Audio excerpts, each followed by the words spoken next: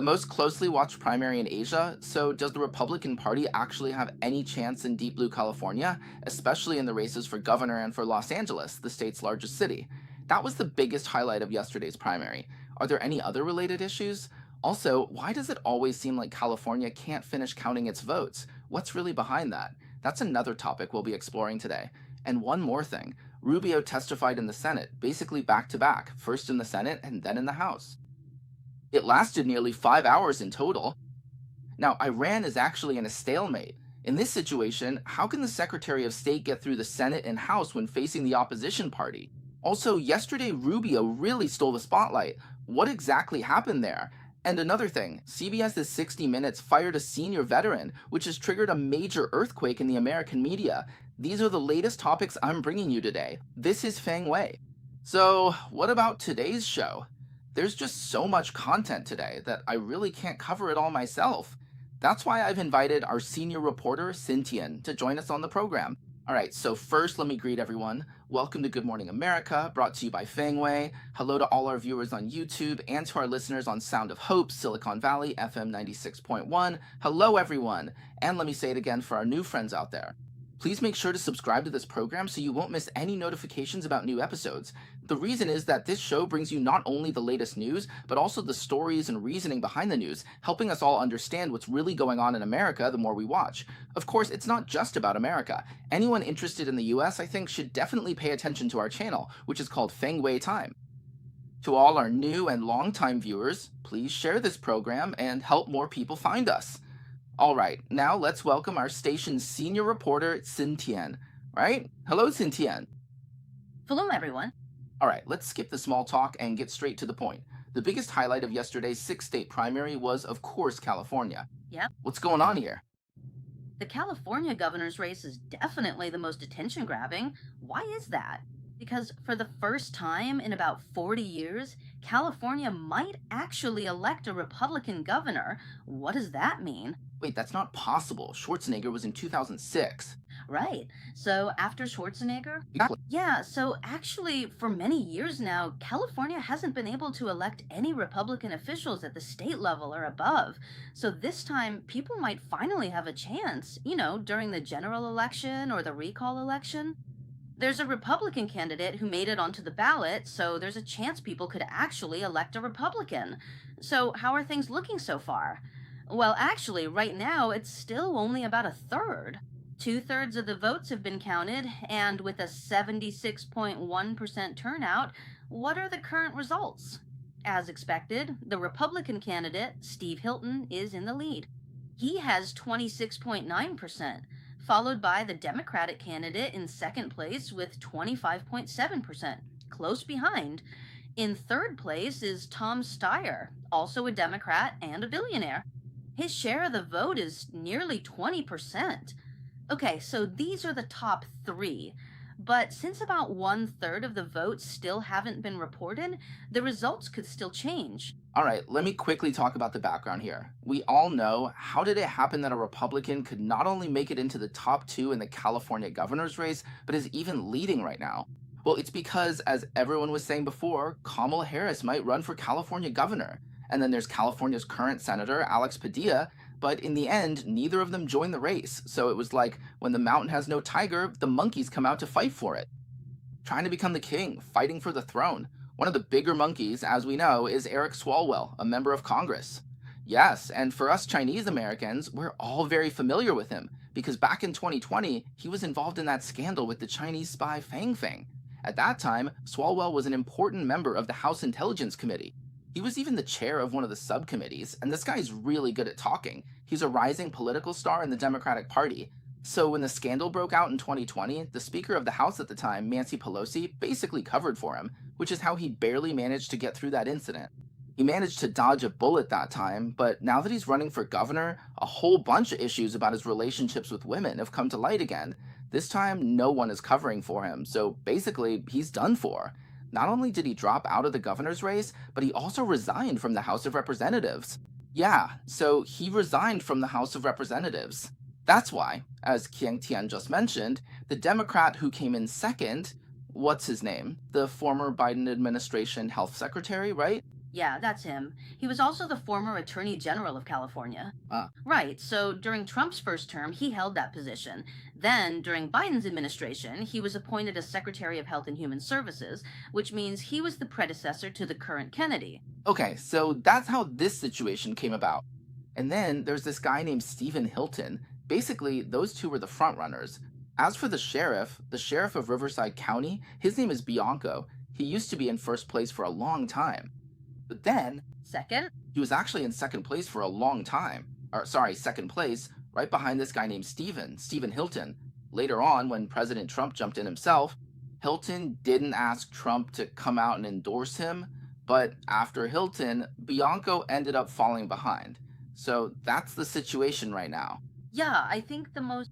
So, what really stands out, In the Democratic camp, after Swallow, like you said, dropped out, someone else suddenly shot up out of nowhere. And actually, the leading Democratic candidate before was Katie Porter, right? Yeah, she was a former congresswoman. She was a former member of the House of Representatives, but not long after she announced her candidacy last year, there was a scandal involving her assistant. It was about inappropriate remarks made in public, not inappropriate behavior, but inappropriate comments. Yeah, and then there were more reports about his extremely rude behavior. Like, there seemed to be some issues with his character. So actually, he dropped out before Swalwell, but he still managed to hang on for a while. Now, as things stand, he made it to the end, but his vote count is at the bottom. As for Swalwell, at first he got a lot of media attention, but then he was brought down by a sex scandal. Then Becerra picked up where he left off and became the Democratic frontrunner.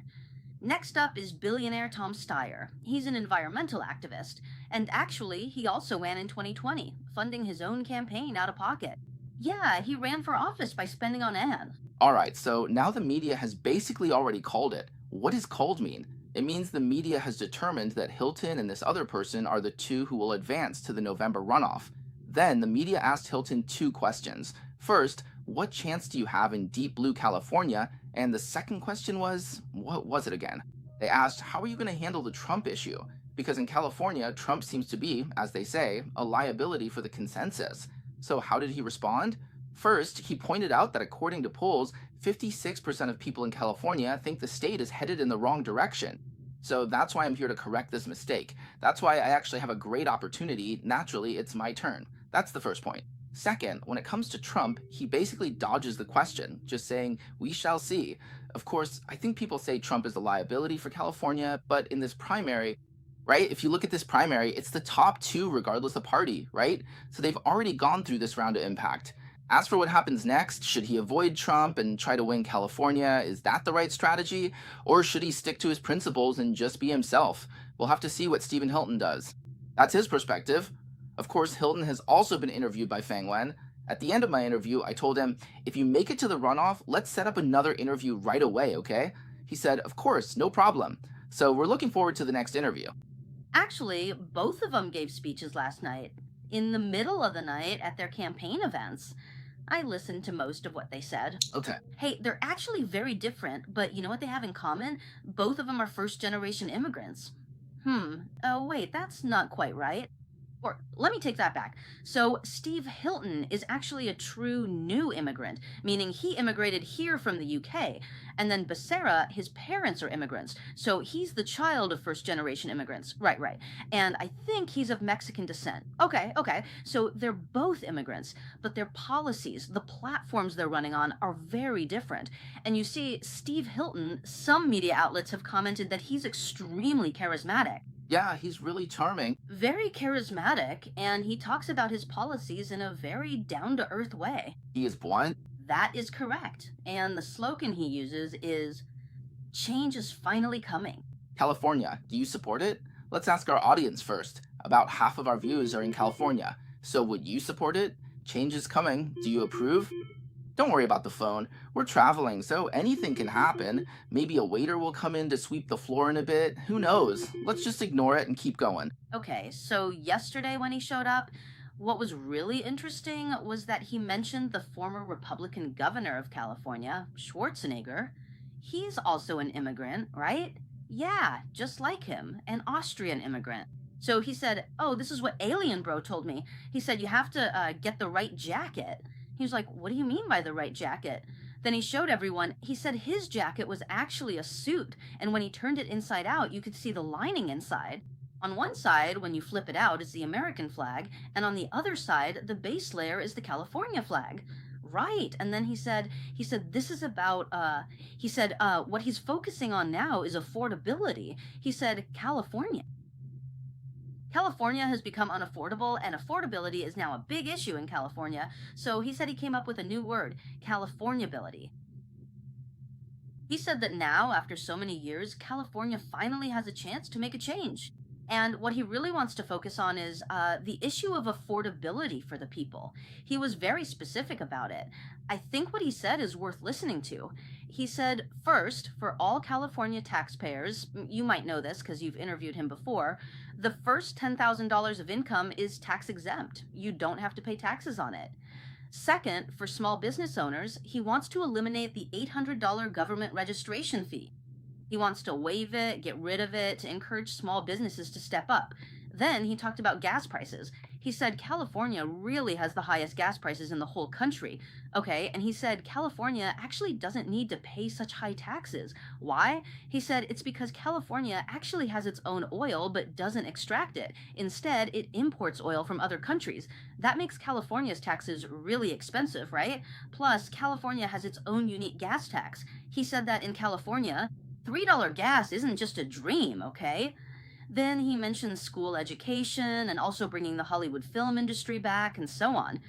Basically, what he talked about were very practical policies, really down to earth. Let me interject briefly. Hmm. Because I think when I interviewed him, what impressed me the most was his love for California. I feel like in the US, especially among some right wing Americans, most of them have basically given up on California. But for us new immigrants, we always thought of California as the Golden State. We really truly love California. So it's hard for us to imagine California turning into something so unrecognizable, almost like it's not even part of America anymore. You can really see his passion for California, and I hope he can carry that passion into November and achieve something. But whether it will actually work out, If it doesn't work out, well, we'll talk about that later. Then he mentioned, he really did say it. He wants to make California golden again. Make California golden again. wow, that's a slogan too, huh? Macaga. All right, so let me talk a little bit about Becerra. She's also a first generation immigrant. You could say she's first generation. And what's her slogan? She says, California dream is alive today. She says the California dream has been revived. We can't go too deep. Time is short. Right, but you see, at the very beginning, she actually started off speaking in Spanish. What? She spoke for a bit in Spanish, just rattled off a whole section in Spanish. Okay, and she did that to attract the Latino audience, Latino voters, because in California, Latinos are already the largest group, the largest demographic, okay? But in her entire speech, which was about as long as Steve Hilton's, she didn't really talk about any specific policies. Instead, she just went through all the usual nice sounding things in a very traditional way. She's a classic politician. Yeah, you could put it that way. Ben, Then he mentioned Trump. this. This guy Becerra is pretty unique. When he was California's attorney general, he said himself that he sued Trump at least 120 times. Like, oh my. God, okay. Yeah, his successor, the person who took over after him, kept suing Trump right along with him. In California, suing Trump was basically the main job of the attorney general, you know? Yeah, But not a single one of those lawsuits succeeded, right? Meanwhile, in New York, they went after Trump 3 times and won all three. I mentioned this to everyone yesterday. In New York, when you sue Trump and get the jury to unanimously agree that he's guilty, that's already happened 3 times. But still, I always get the feeling that even though New York really dislikes Trump, New York can't convince the rest of the country. yeah. As for California, well, there is still a lot of people who don't like Trump, but I don't think it would reach. With that jury, no way. I think. I doubt it's possible. Applying those New York results to California seems unlikely. What do you think? Is it really possible? For a jury to convict, it requires a unanimous 12-0 verdict. Is that even achievable? Yeah, you see, Steve Hilton getting the highest number of votes right now? That says something, doesn't it? Yep. Uh huh. Alright, let's move on. Let's talk about the Los Angeles mayoral election, which is really important. So it's Spencer Pratt challenging Bass. So, how are the current election results for Bass? Right now, the current election results, let me take a look. So at the moment, both are in the lead. Okay, it's just a little bit higher. Easy? Yeah, it's about 30 something percent. Let me check. 34 to 6% about a few hours ago. Right, and Pratt is currently in second place. Yeah, about 32, 29 to 30%. But I think Zintian, the Los Angeles mayoral election, is the weirdest one. How so? People say California can't count. In LA and across the state, you often wait days or even weeks after an election, and they still haven't finished counting the votes. Especially, SoCal, right? it's always been criticized for this. Back in 2020, no, 2022, when Karen Bass was running against another billionaire, Caruso, on election night, Caruso was actually in the lead. 8 days later, he ended up behind. In between, new votes kept coming in, and the results kept changing. But what reasons did they give for this? There are two reasons. I'll talk about the first one now, and I'll save the second one for last. It's honestly just bizarre. The first reason is that as long as the ballot is postmarked on election day, it's valid. So, mail in ballots take longer to arrive, and it's possible for ballots to be received up to 8 days later. Plus, this is Los Angeles. We have a huge population. Our population is larger than that of 40 states in the US. We have as many as 3.8 million people. When I heard that, I just couldn't help but laugh. Like, what is this? Feng Wei and Jin Tian went to observe the elections in Taiwan, right? There are 23 million people in Taiwan. And in a place like that, a whole country, they get the results in just 3 hours almost, right? And not only that, but all developed countries, including Japan with 120 million people and Germany with 80 million, also announced the results on the same day.